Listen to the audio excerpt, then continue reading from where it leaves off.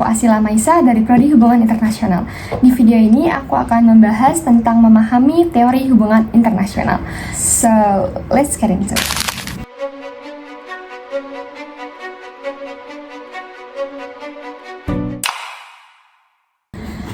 Guys, pernah nggak kepikiran kenapa negara-negara di dunia ini ada yang kerjasama, tapi ada juga yang ribut? Kenapa ada PBB, NATO, ASEAN, tapi di sisi lain juga ada perang, konflik, dan perebutan kekuasaan? Nah, semua ini dibahas dalam teori hubungan internasional atau THI. Jadi, kalau kalian kepo gimana negara-negara berinteraksi, baik damai ataupun chaos, yuk kita bahas bareng. THI itu apa sih? Oke, jadi singkatnya, teori hubungan internasional itu kayak kacamata buat lihat gimana negara, organisasi internasional, perusahaan global, bahkan kelompok-kelompok tertentu kayak teroris atau aktivis berperan di level dunia. Kenapa sih penting gitu? Karena dunia ini tuh kompleks banget. Tiap negara tuh punya kepentingan. Ada yang cari power, ada yang pengen aman, ada yang juga fokus ekonomi.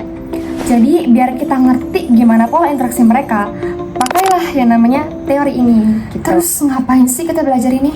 Kalau dengar kata teori, mungkin kebayang sesuatu yang ribet dan abstrak. Tapi tenang aja, teori di HI itu fungsinya buat jelasin dan prediksi kejadian dunia.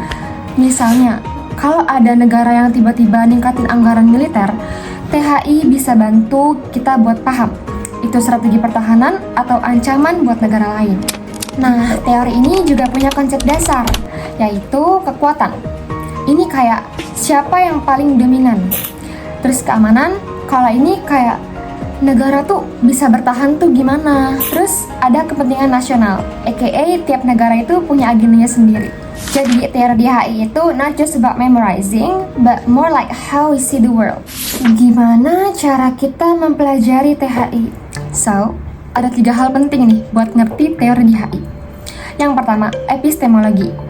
Ini tentang gimana cara kita dapat pengetahuan. Contoh, ada yang percaya teori harus didukung data konkret, ada juga yang lebih ke analisis konsep. Yang kedua, metodologi. Ini cara menguji teori, kayak pakai data statistik atau analisis sejarah gitu. Yang ketiga, ontologi. Kalau ini cara kita melihat realitas. Dunia ini lebih kacau atau sebenarnya ada aturan yang bisa ngestabilin semuanya. Jadi nggak cukup cuma tahu nama teori aja, tapi kita juga harus ngerti cara teori itu dibangun. Next, sejarah perkembangan THI. Jadi teori HI itu nggak muncul gitu aja, tapi berkembang lewat berbagai perdebatan panjang. Dari dulu ilmuwan HI itu sering beda pendapat. Oke, jadi awal bangetnya itu ada 2 kubu besar nih, realis versus idealis. Realis bilang kalau dunia ini kejam, semua negara cuma mikirin kepentingannya sendiri. Tapi idealis lebih optimis. Katanya negara bisa kok kerjasama buat dunia yang lebih damai. Lalu masuk ke era 1960-an. Muncul perdebatan tradisional versus behavioralis. Kalau tradisional itu pakai pendekatan sejarah dan filsafat, sementara behavioralis lebih suka pakai data dan eksperimen. Selanjutnya di masa Perang Dingin, lahir teori neorealisme versus neoliberalisme. Neorealis bilang sistem internasional itu anarki, tapi kalau neoliberalis percaya organisasi internasional bisa bantu negara kerjasama. Dan setelah Perang Dingin, teori pun makin berkembang gitu. Ada konstruktivisme yang fokus ke budaya dan identitas, ada feminisme yang membahas bias gender di politik global, sampai postkolonialisme yang melihat dunia dari perspektif negara bekas jajahan. Intinya THI itu berkembang terus gitu, seiring dengan perkembangan zaman. Kenapa teori itu penting dalam HI? Coba bayangin deh, dunia tanpa teori pasti bakal chaos banget kan buat dipahamin. Nah, that's why teori ini bantu kita untuk lihat pola di politik internasional. Misalnya, ada nih teori covering law yang basically nyari pola umum di politik global, yang dimana kalau satu negara makin kuat, negara lain biasanya bakal waspada dan mulai siap-siap buat ngejaga diri. Tapi ya teori juga punya tantangannya. Kalau terlalu ribet, susah dipakai di dunia nyata. Tapi kalau kelewat simple, malah bisa misleading. Nah, itu makanya penting banget buat kita nemuin keseimbangan biar teori tetap relevan dan nggak meleset. Level analisis dalam HI.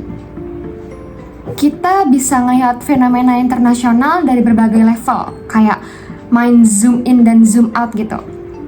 Kalau kita zoom out banget nih, kita lihat dari level sistem internasional. Gimana negara-negara berinteraksi di tingkat global. Terus kita bisa geser ke level negara dan masyarakat, yang ngebahas gimana kebijakan luar negeri itu nggak lepas dari politik dalam negeri. Lebih deket lagi, ada level kelompok atau birokrasi, yang basically ngeliat gimana tim pembuat kebijakan mikirin keputusan politik. Dan yang paling zoom in, ada level individu, di mana keputusan besar di politik internasional kadang bisa dipengaruhi banget sama satu orang pemimpin. Contoh, kenapa Perang Dunia II terjadi? Kalau kita lihat dari level individu, mungkin karena Hitler. Kalau dari level sistem internasional, mungkin karena ketidakseimbangan kekuatan dunia waktu itu. Itu simpelnya, gitu. And overall, THI itu bisa dibilang kayak alat buat kita melihat dan mengerti dunia. Dari yang klasik kayak realisme sampai yang lebih modern kayak feminisme atau postkolonialisme. Semuanya ngasih cara pandang yang berbeda. Dan ini bukan cuma buat akademisi doang. Kita juga bisa pakai buat lebih kritis melihat isu global mulai dari perang, perdagangan internasional, sampai perubahan iklim. Okay, so if you guys got something on your mind, just drop your thoughts in the comments below. Don't forget to like, comment, and subscribe. So, thank you guys for watching, and see you next time.